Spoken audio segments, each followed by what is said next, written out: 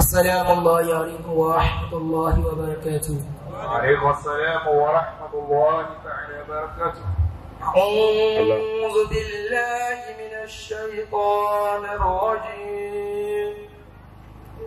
بسم الله الرحمن الرحيم. يا أيها النبي اتق الله ولا تطع الكافرين والمنافقين إن الله كان عليما حكيما واتبع ما يوحى إليك من ربك إن الله كان بما تعملون خبيرا وتوكل على الله وكفى بالله وكيلا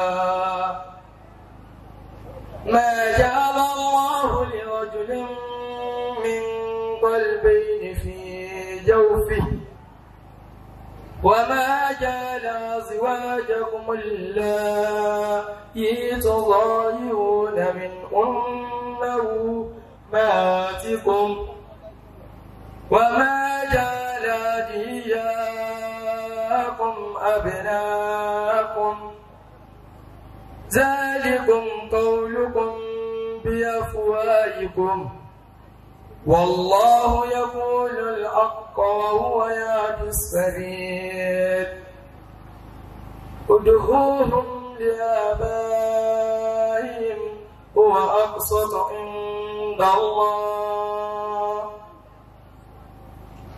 فإن لم تعلموا آباءهم فإخوانكم في الدين ومواليكم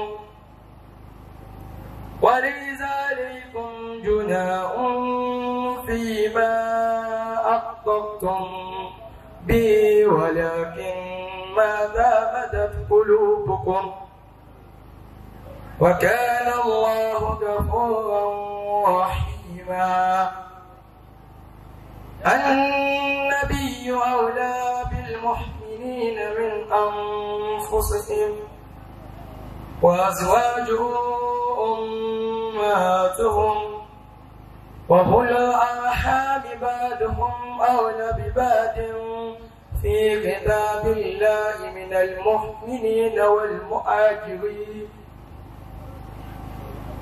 إلا أن تفعلوا إلى أوليائكم معروفا كان ذلك في كتاب مسطورا صدق الله مولانا العظيم.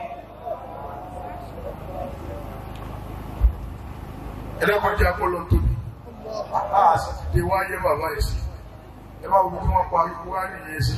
Àmì ló ní ká máa ṣe. Ọlọ́run bá ti fò ìdíyàn tàbí máa kẹ́yàn ní.